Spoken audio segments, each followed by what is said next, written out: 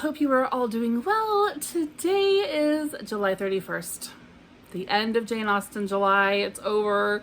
It went by so fast, right? For all of us who enjoyed studying Jane this month, I hope it was a great Jane Austen July for you, as well as just a great July in general. So the topic of this video is Jane Austen July is over, and now what? What do we do? So if you enjoy studying Jane Austen, or even just her era, the Regency, the Georgian and Regency era that she lived in and was very much influenced by, you may enjoy some of the suggestions that I have for you in this video. So I'm going to be talking about some different topics that are related to Jane Austen in some way, but will kind of give us a broader study of the Regency and Georgian era, of England, of the people of that time of the 18th century. Just some more things to study if that whole thing interests you.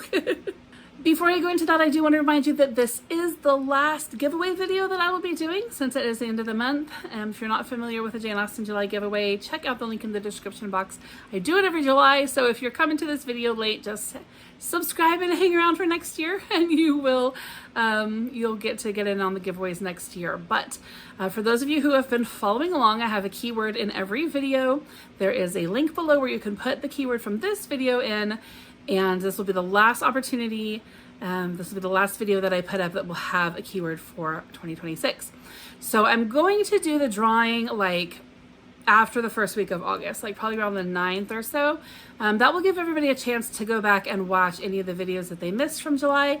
Every video that I have made this July, as well as my June 30th video, has a keyword in it. And each one of those keywords are different, so those are all different opportunities that you have to enter into the drawing. What am I giving away? I'm going to show you guys again at the end of the video to remind you about what the giveaway prizes are, and I've also added another one that I meant to add at the beginning and forgot, so you guys can see what that is at the end of the video.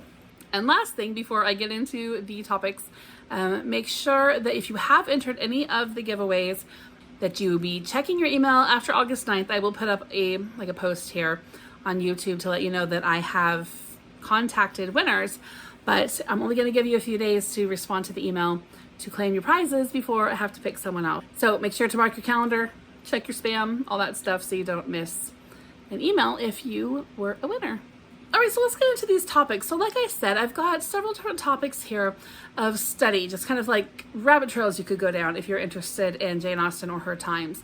Different topics of study with at least one or two books to recommend per topic, just to kind of help you continue your studies if you're interested. So one study that you could do if you are interested is a study on the city of Bath. Jane Austen set several scenes in Bath, as well as lived there herself a couple of different times in a couple of different residences there. She had mixed feelings about it. Sometimes she loved Bath and sometimes she didn't love it so much. And I personally love Bath. Every time I go to England, I always end up in Bath. I was talking to my husband about that the other day. I don't think I've ever gone to England and not gone to Bath. So I don't know, it's just a thing. But I love Bath, and there's so much history there. It's an ancient city. It goes back even before Roman times. It is a very old place. But the majority of Bath was built in the 18th century, and all those golden buildings and things, those were built before Jane Austen, but not much before her. So here are a few books that I own that I love that talk about the city of Bath. This one is called Jane Austen in Bath.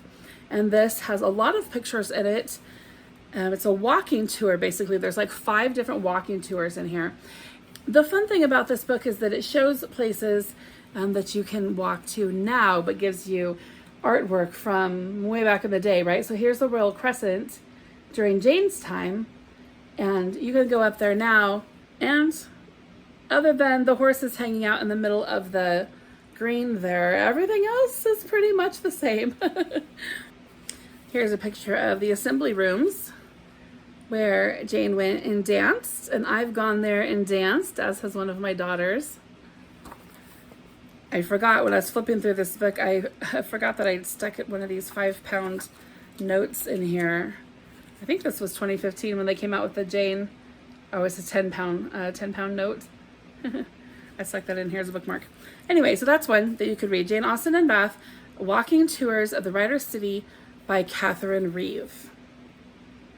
And I will have a list of all of these in the description box for you guys. The next one is this Life and Letters at Bath in the 18th Century by A. Barbeau. That's a picture of Bath Abbey there on the cover.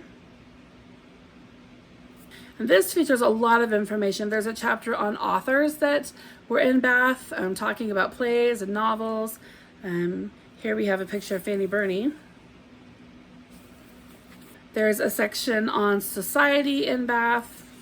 There's a section on just life in Bath and kind of the amusements, some of the fun things that they could get up to. There's a lot of interesting topics in this one. This book I picked up a few years ago.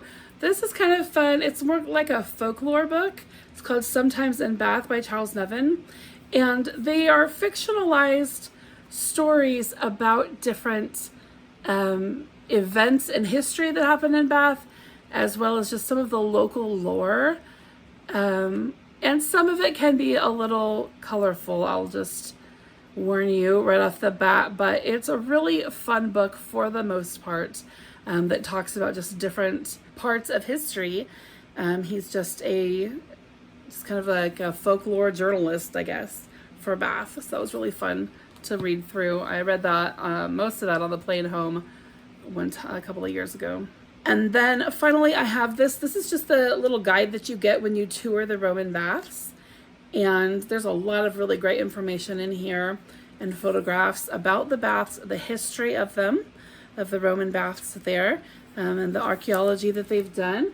And every time I go back to Bath, there has been more archaeology done and more things added to the museum, and it's like all the little places that they have for you to walk and explore.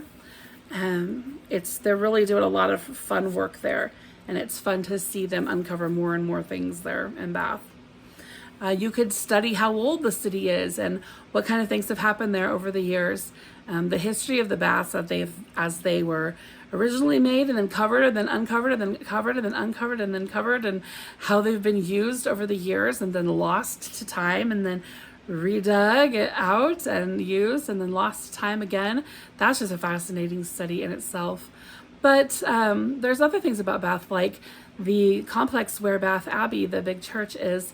That very site is a place where people have worshipped from even times before Christ, where there was a site of pagan worship there until Christianity came to England, and then has been a site of Christian worship since then. But there has always been some kind of worship going on in that spot for well over 2,000 years. It's so interesting to me, just all of the history of that one spot, right? So anyway, I gotta move on, but there's a lot of stuff to learn about Bath. It's definitely worth researching. Another topic you could look into would be some of the entertainments of the day, such as the theater. So Jane Austen did enjoy going to the theater, and she featured plays and the idea of the theater in her works. A few books here that I have acquired. This one is 18th Century Women Dramatists. So this is a collection of plays by women from her time, from the 18th century.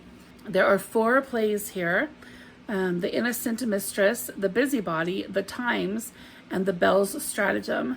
That would be a fun read, and it would be interesting to research whether or not any of those have been performed in modern times.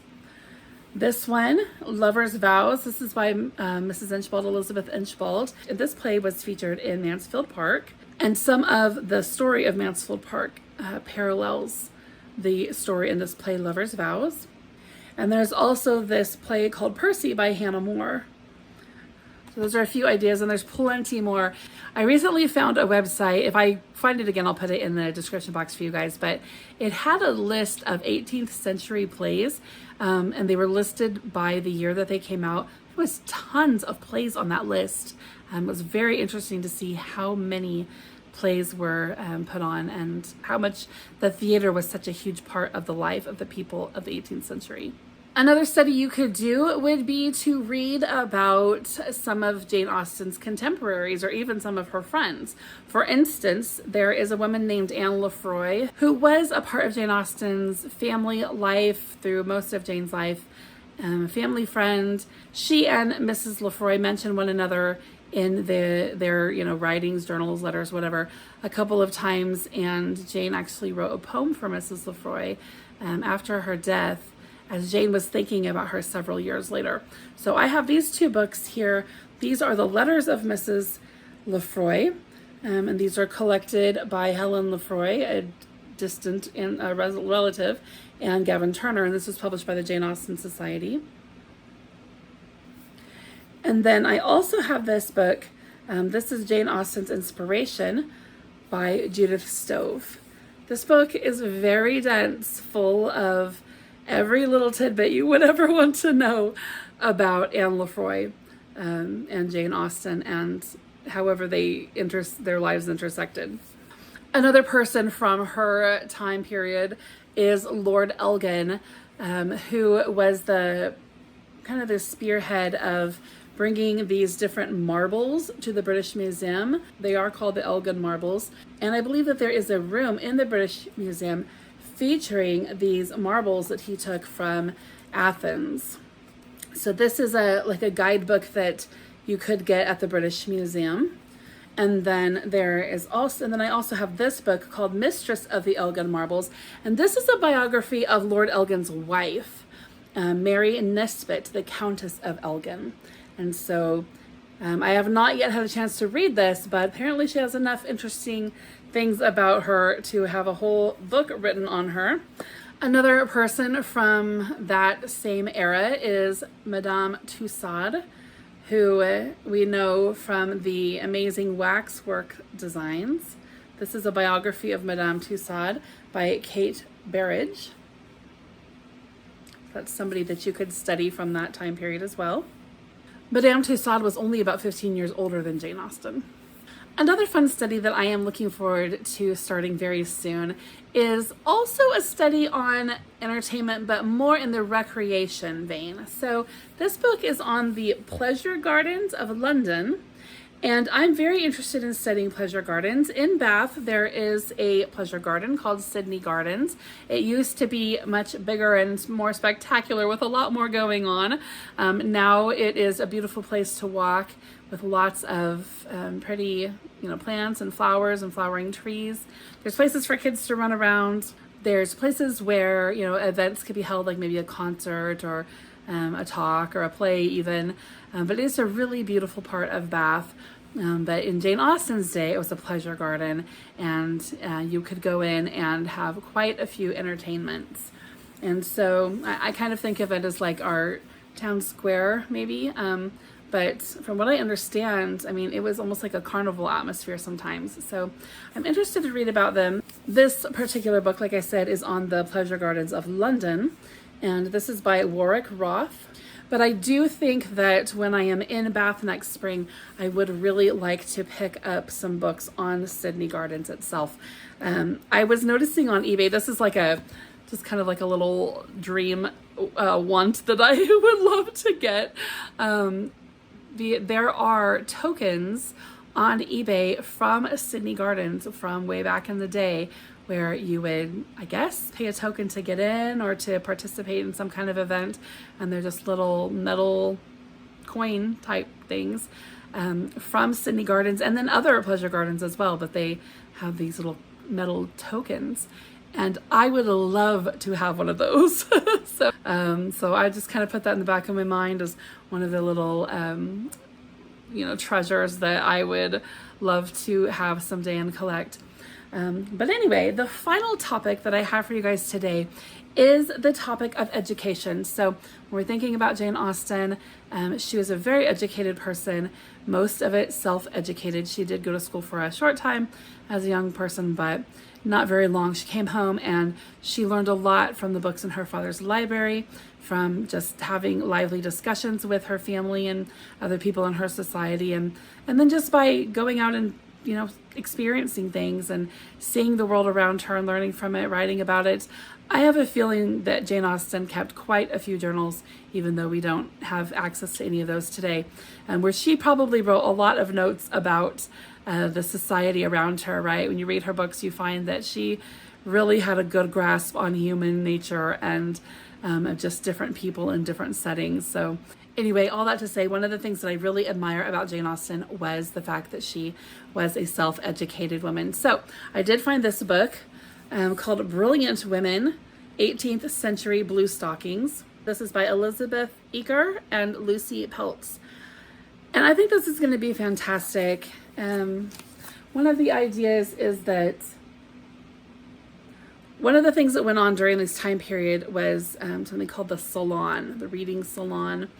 And you had, and so you'd have men and women gathering together to talk about academic things and to share points of view on things, and to just kind of network, right? And feed off of one another's insights. I love that. I would love to participate in something like that. I just don't know anybody else around me that really loves to study academics. So if you live close and you like to talk about nerdy things, maybe we can get a reading salon together. That, of course, is just the tip of the iceberg of all of the things that we could spend our time studying if we wanted to learn more about the 18th century time, the time of Jane Austen and those who came before her and influenced her, and those who lived alongside her, right? It is an endlessly fascinating genre of study for me, for sure, and I'm really looking forward to going through the books of these that I have not yet read and just studying lots of the many things that influenced her and influenced her writing, right?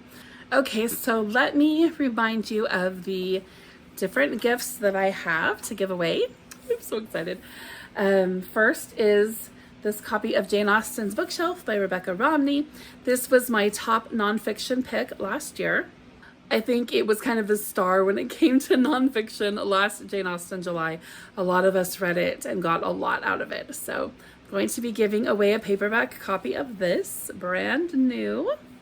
I'm going to be giving away a paperback copy of my current favorite Jane Austen book, which is Persuasion.